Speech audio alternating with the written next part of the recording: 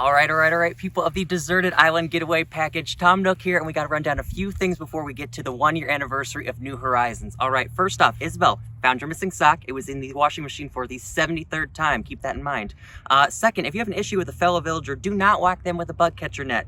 My island insurance doesn't cover that, and I don't want another lawsuit on my hands after the Lucky incident. Okay, third, Zipper is returning for the Easter Bunny Day party, and reminder, he is not a serial killer, don't worry. And lastly, you all collectively owe me 10 million bells and taxes. All right, happy anniversary, everyone. 1 year later, and here we are. Our world's new normal has given us a deserted island turned creative paradise, all built from the depths of our imagination and free spirit. Without face-to-face interaction in our lives, we humans certainly found an interesting way to keep up with our nosy neighbors and annoying landlords, haven't we? Animal Crossing New Horizons has become a global phenomenon, taking the franchise to new heights. With the world on lockdown and new free time to spare, New Horizons came out seemingly at the perfect time. Yeah, like I was already leaving the house and talking to people. Sure. Animal Crossing is a life simulation game that can be played in a manner of your choosing to live in a world that you want to create. The series relies heavily on using the date and time system of your Nintendo console to mimic the passage of time. You'll partake in various activities and events alongside animal villagers who move onto your island and live their lives as well. You have very little objectives required of you, and the more you play, the more you'll be left to do as you please after paying the debts of construction fees, home renovations, and any other miscellaneous payments Tom Nook requires of you. Nothing like having debt in a video game too, am I right? With 31 million copies sold as of the making of this video, not only is New Horizons the best-selling video game outselling all previous entries combined, but it's already the 15th best-selling video game of all time and the second best-selling game on the Switch, only behind Mario Kart 8. The success of this game cannot be understated, with New Horizons reaching mainstream prominence both across the video game world but also mainstream media and general pop culture. Animal Crossing New Horizons was my first game in the series I played, and it did not disappoint. A world at my disposal waiting to be crafted into whatever I want, 11-year-old me would be thriving right now. I'm actually kind of upset I didn't get into this series earlier. Now that I'm familiar with a lot of aspects of Animal Crossing, and now that we're here at the 1-year anniversary of New Horizons, what better time to discuss all the game has to offer? With updates still rolling out and much more presumably in the future, now seems to be a good time to take an in-depth look at what works, what doesn't, and what the future holds for New Horizons. Released on March 20th, 2020, Animal Crossing New Horizons had an incredible amount of built-in content on day one. You get the option of picking your island name, a base layout for your island, and are given the bare necessities by Tom Nook to begin building the island of your dreams. The world is your oyster, and that's what adds to the charm of this game. Your responsibilities are few, yet at the same time there's so much to do because all the creative additions to your island begin coming into your mind. Should you build a park or should you have a beach cafe? That's the magic of the game. You're open to do whatever you please. No. That needs to be 6 spaces over, not 7. If it's 7 spaces over, that's an odd number and that leaves an awkward gap. Do I look like someone who wants an awkward gap?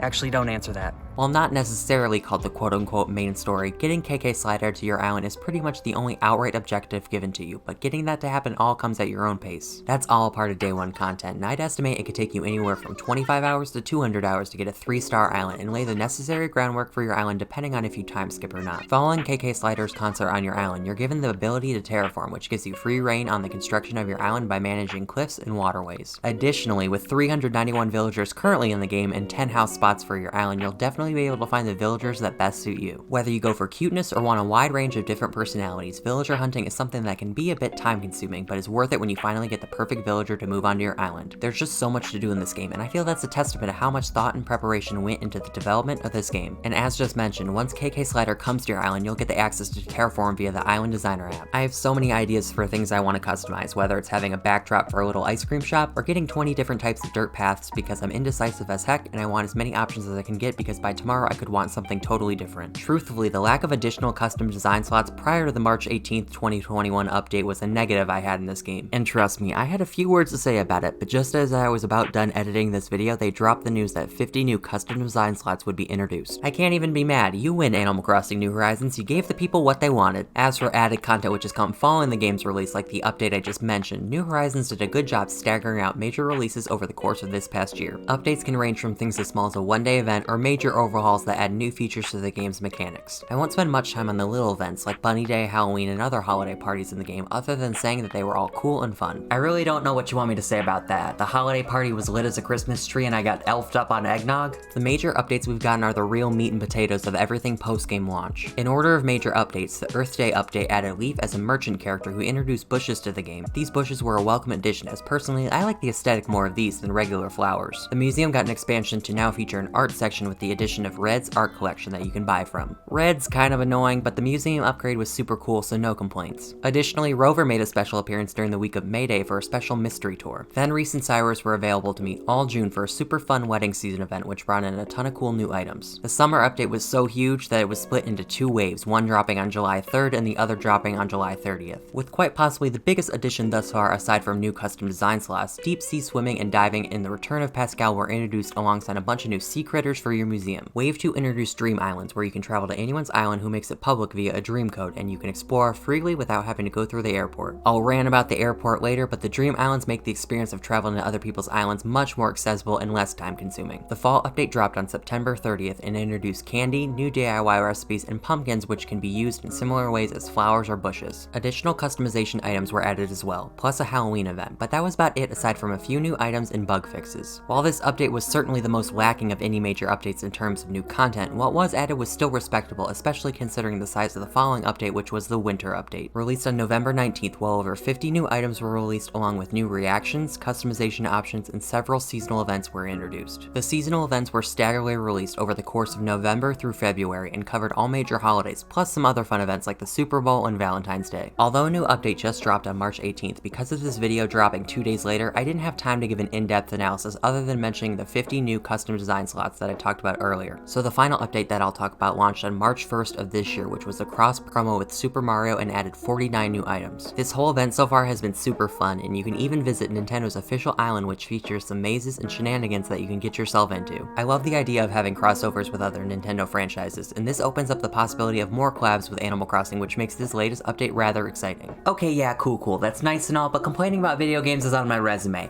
I have 20 plus years in communication skills with other humans, I have a degree from Know-It-All University, and I have a Twitter account, and that's where people rage tweet about video games, right? So remember how I was just raving about this game? Well, New Horizons isn't a perfect game with everything. In fact, the game's shortcomings are quite noticeable and can hinder the overall experience depending on your personal use of these in-game features. No video game is perfect, whether the developers think the mechanics in a game are good and they just receive poor reception by fans, or they had a time crunch to meet a release deadline which hurts aspects of the game, there's certainly going to be an area where a game lacks in quality. New Horizons is no stranger to its own issues, and I'm rather shocked some of these things haven't been outright fixed or even gotten a minor update. Trying to keep a positive outlook on the bad things though, New Horizons only has 2 big issues, so at least it's not a lot. It's still kind of a lot. First, and likely the most infamous of all things in New Horizons, this game's multiplayer system is hot garbage. I put that nicely in all fairness, but it's kinda hard to find the positives when every experience you're likely to have with this feature will be annoying. I mentioned in the positives that Dream Islands were introduced, and I generally count those as a positive because you can visit someone's island anytime and they don't have to connect with you. That alone takes out the middleman of Dodo Airlines, aka the Spirit Airlines of video game airports. Dodo Airlines is this game's way of traveling to a friend's island. You'll get a Dodo code which serves as your ticket and you're ready for takeoff.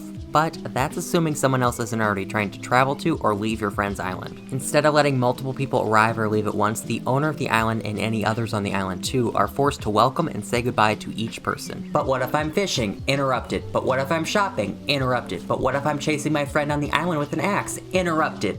But also don't do that. I also forgot to mention that if you're the person traveling, but someone else is also arriving or leaving the same island you're traveling to, then the game simply won't let you go until after the cutscene I just mentioned is finished. You'll get some message that tells you there was a problem in communication, but good news, you can just break your thumb, smashing the A button, clicking try again until the other island's airport is good to go. I honestly feel like this bothers me more than it should, but truthfully, it's an easy fix with one big update, and here we are 1 year later still struggling. Instead of the island owner and all other friends on the island having to sit through a cutscene, a little message much like the message that pops up when someone disconnects should appear, letting you know someone arrived or left. Sure, you can still have the flight cutscene for the person traveling. The game's gotta load and get things set up. We've got the patience for that. But what we don't have the patience for is our co-op experience being interrupted, as that just begins to hinder the overall gameplay at that point. It's a shame too, because when you're on another person's island and there's no issues, it can be such a blast. Going shopping at other island shops, exploring their island, and playing little mini games with people like fishing competitions is super fun. It can just get so easily interrupted that at some point you're not even gonna want to bother filling all 7 online spots for island visitors. Likewise, the last huge issue is the inability to do things in bulk. This ranges from crafting items to buying items, and things including island customization like watering flowers and masks, cleanups, and building multiple cliffs at once, and more. Having all these as options would lessen the load that is building things in such an open-ended game. When shovels and axes break after only a little bit of use, it becomes a chore to craft or buy more rather than having a fun experience planting flowers, for example. I bet a lot of people would agree with this too. It's just so easy to accidentally mess up a waterway, cliff, or short path while using the island designer app. This is such a picky thing for me to not like about the game, but it seriously happens to me all the time. Perhaps that leads to a bigger issue of there not being a better way to plan and map out your island. If you could put multiple paths down at once, or better construct waterways and cliffs so that the corners can be shaped the way you want them without error, then that would be great. Truthfully, the ability to terraform cliffs and waterfalls faster is a pipe dream by me. I get that, but it's not out of the realm of possibility for them to introduce bulk crafting. But again, in all of this, there's a lot more to love than hate. There can be fair criticisms of a game you love. That's how franchises improve after all. The creators can take aspects of games that resonate with fans and bring them back in future entries in a series, or remove them depending on their reception. But above all, it's quite interesting that the good versus bad features given to us in New Horizons aren't necessarily the true dividers amongst Animal Crossing fans. Rather, it's the decisions players can make that can alter major gameplay aspects of the game. With the additive of a time-based game to simulate the world's passage of time comes the ability to manipulate said clock system to progress through the game at a faster speed. Time skipping in the Animal Crossing community is something that I've noticed is a fairly controversial subject amongst fans. You're either team time skipping so you can easily get tasks you want done, or you hate time skippers because it ruins the simulation aspect of the game. Remember when the Twilight books and movies were popular? Well, time skipping is basically the 2021 version of Team Edward versus Team Jacob. Here's my take on the whole thing. If you time skip, you're playing the game how you want to play, and if you don't time skip, you're playing the game that you want to play. In a game as open-ended as Animal Crossing, there's simply no way to dictate how someone can and can't play how they want to. I mean, heck, sometimes I time skip because I don't like the aesthetic of the snow. Obviously, Nintendo themselves support playing through without any manipulation to the Nintendo Switch clock settings because it encourages you to play daily. On the other hand, I argue those who time skip, not all, but most, will spend more time overall playing New Horizons because ideas continue to generate about how to build your island and you'll spend many more hours in a single day playing. Keep in mind, it's also Nintendo who didn't patch this, as anyone can easily change their date and time settings in the Switch without a cooldown period. I myself time skip, and I've played over 500 hours of this game as of the making of this video. In that time, I've spent sometimes the entire day playing, doing various activities within the game. I like the patience to wait for certain things, as do others, and time skipping doesn't ruin the game for us, it helps us get that instant gratification of achieving things. Think about it this way, if there was no time skipping, only people who don't time skip would be pleased. With time skipping there as an option for those who want it, everyone can choose how they want to play and build their fantasy island. Video game fandoms are hard to please, and there's always going to be some person behind a computer screen raging on Twitter at 1:32 a.m. A game is always at its best when the players feel a sense of connection to the environment that they're immersing themselves in. If someone is having fun and spending quality time playing a video game, that's all we can really ask for at the end of the day. Now a year into New Horizons, we look towards the future of the game and speculate about updates still to come. It's unlikely we'll be getting a new Animal Crossing game anytime soon, as the Switch still has a handful of years left in its life cycle as a console. With that in mind, Nintendo has a unique opportunity to keep pumping out new and exciting content to continue enhancing the game. Considering we're a year in now and no paid DLC has been announced, I feel fairly confident in saying that these free updates will continue, and I'm a-okay with that. Granted, with all these potential updates, it's worth noting that with Animal Crossing New Leaf, it took almost 3 years for a major update to occur. As weird as it may be to compare, I look at New Horizons in the same way as I look at a video game like Grand Theft Auto in terms of how long the game's lifespan can be. Animal Crossing isn't the type of game that pushes out a yearly release, as that would render daily play practically useless after a year. But New Horizons seems a lot different in that aspect when we compare the list of updates in 1 year of New Horizons compared to 3 years of New Leaf. For the longevity of the game, it's going to be incredibly important that Nintendo stagger out their major updates but keep fans invested for years to come. As I said, this was my first Animal Crossing game, so truthfully, some of these potential updates I'm not all that familiar with, but from what I've seen, the fanbase seems to have come to a general consensus on a few major updates. First, the addition of the Roost, a small cafe building run and operated by Brewster, is a huge update that could add an additional shop for your island. This in itself is huge, as currently we only have the Able Sisters, Nook's Cranny, and the museum as shops and buildings. I know personally I would love another shop to put on my island. You see, when I'm designing my island, I'm super picky, and I like things to be exactly symmetrical from one another. So if I were able to have the Roost be opposite of Nook's Cranny or Able Sisters to make everything fit perfectly, I would be thriving. When I say thriving, I mean that Animal Crossing would single-handedly be my serotonin supply for at least 36 hours, give or take. Additionally, there have been rumors of a museum shop being added, and that sounds pretty neat. It doesn't have to be an additional building or anything uber fancy, but having a space inside the museum to buy additional items would be fun. Plus, we wouldn't have to worry about Red the Scam Artist or collecting a bunch of fossils to have cool artifacts displayed across your island. As for my personal wish list, I would love to see more cross-promotional events in New Horizons. We recently got exclusive Mario items to celebrate the 35th anniversary, so as an avid Pokemon fan myself, I'd love to see that happen again for the 25th anniversary of Pokemon this year. Same thing goes for The Legend of Zelda, which also celebrates its 35th anniversary this year. There's a lot of potential for items and clothing that could really let people express themselves. Overall, Animal Crossing New Horizons is a fantastic game with a lot to offer and many more adventures that await us in the years to come. Whether you're an Animal Crossing super fan, a new player like me, or have yet to dip your toes into the series, this game truly is made for people of all ages and walks of life. With that, everyone, be sure to hit that like button, subscribe, subscribe, ring the bell, and leave me a comment down below. I'm Razor Middle, and I'll see you later for alligators.